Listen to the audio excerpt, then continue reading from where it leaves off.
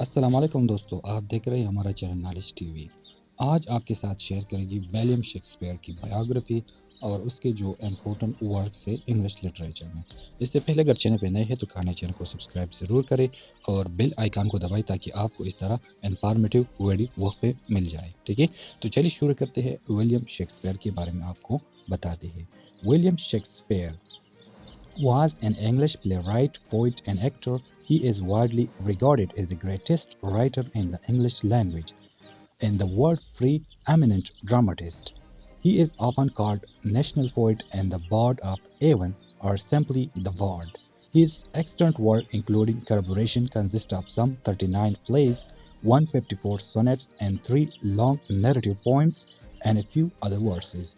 Some of uncertain authorship has plays were being translated into every major living language or performed more often than those of any other playwright.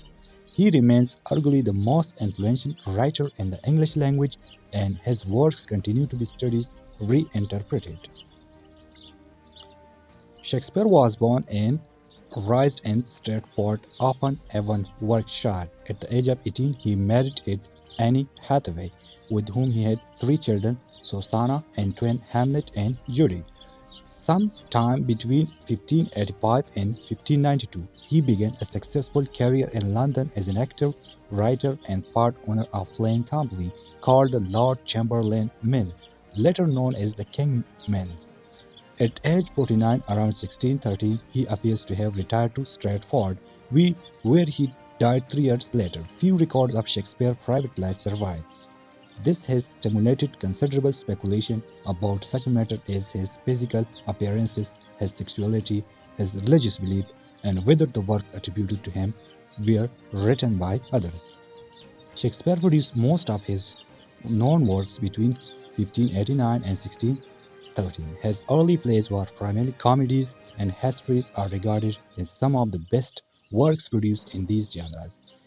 He then often wrote mainly tragedies until 1608, among them Hamlet, Romeo and Juliet, Othello, King Lear, and Macbeth, all considered to be among the finest works in the English language. In the first phase of his life, he wrote tragic comedies, also known as romances, and, and collaborated with other playwrights.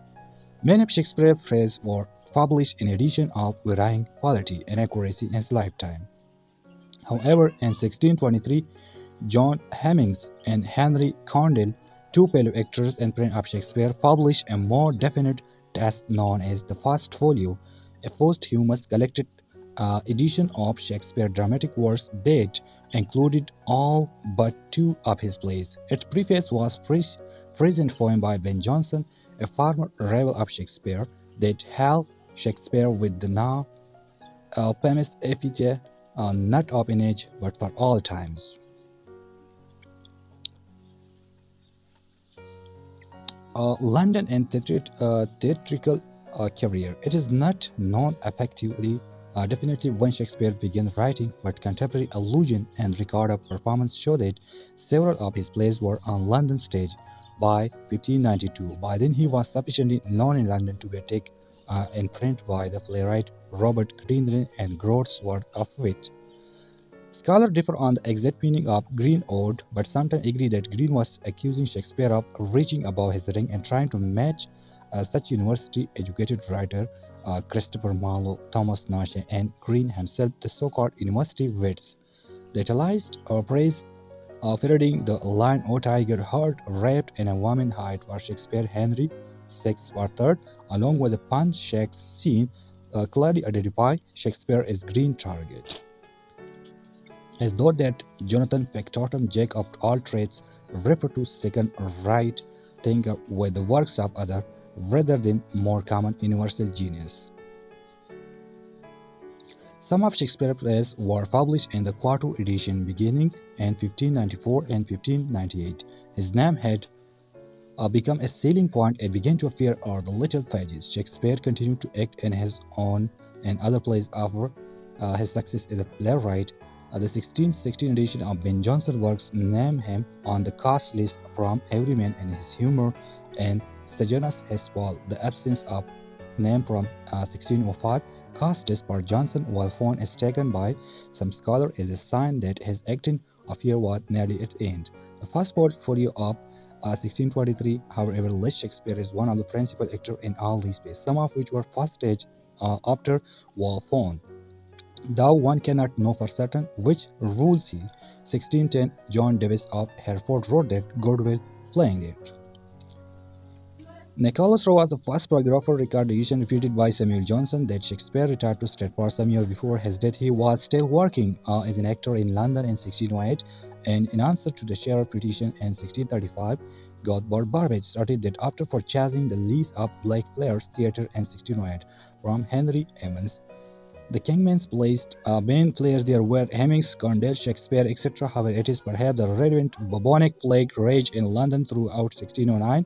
The London public playhouses were repeatedly closed during extended outbreak of plague. A total of 60 months closure between May 1603 and February 1610.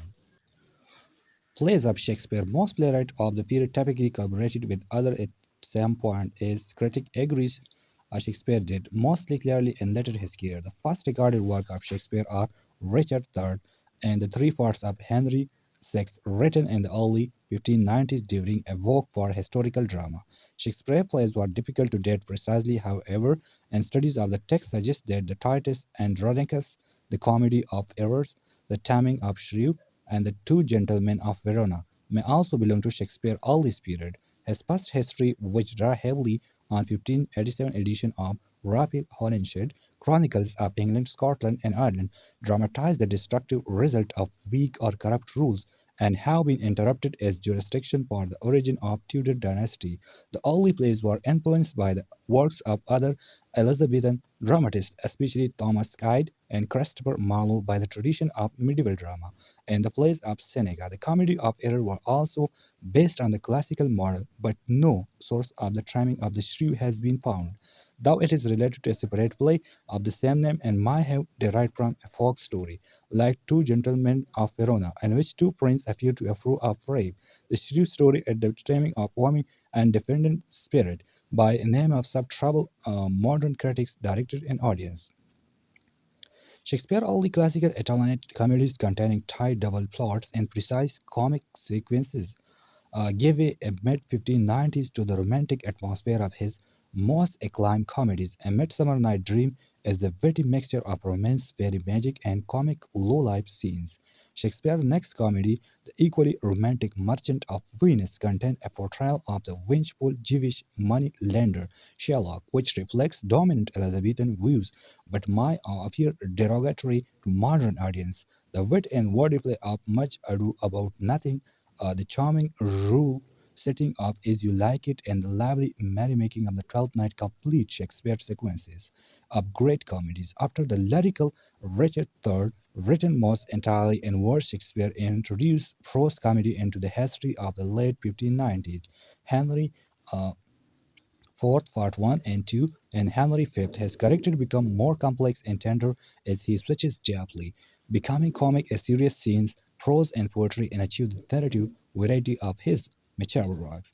This period began and ends with true tragedies. Romeo and Juliet, the famous romantic tragedy of sexuality charged, adolescence, love, and death, and Julius Caesar, based on Sir Thomas More, 1579, translation of Lothar Lies, which introduced a new kind of drama. According to Shakespearean scholar James Shapiro and Julius Caesar, the various trends of politics, character, inwardness, contemporary events, even Shakespeare's own reflection on the act of writing began to infuse each other. In the early 17th century, wrote so-called problem plays Meyer for Meyer, Trace and Cressida, and All Wills That Ends Wills, and a number of the best-known tragedies. Many critics believed that Shakespeare's greatest tragedies represent the peak of his art. The titular here of one Shakespeare's greatest tragedies, Hamlet, has probably been discussed more than any other Shakespearean character, especially for his famous soliloquy, which began to be or not to be. That is the question. Unlike an introverted Hamlet, whose fatal flaw is hesitation, the heroes of the tragedy that follow Othello, a king, Lear, and undue tenacity. Thank you for today. Inshallah, next topic will be on another English writer.